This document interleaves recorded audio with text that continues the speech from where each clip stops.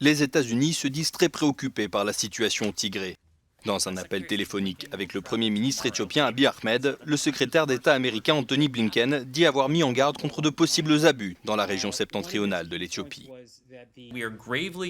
Nous sommes gravement préoccupés par la détérioration de la crise humanitaire au Tigré et par les rapports faisant état d'abus, de violations et d'atrocités en matière de droits de l'homme.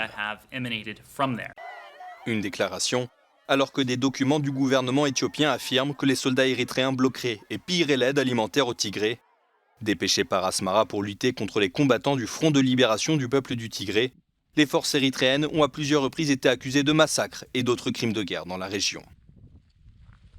Si le Premier ministre éthiopien Abiy Ahmed avait annoncé il y a un mois que les troupes érythréennes se retireraient prochainement, ces dernières n'auraient toujours pas battu en retraite.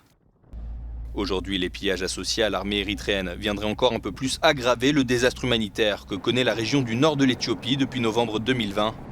Selon l'Organisation des Nations Unies, plus d'1,7 million de personnes auraient été déplacées dans la région du Tigré.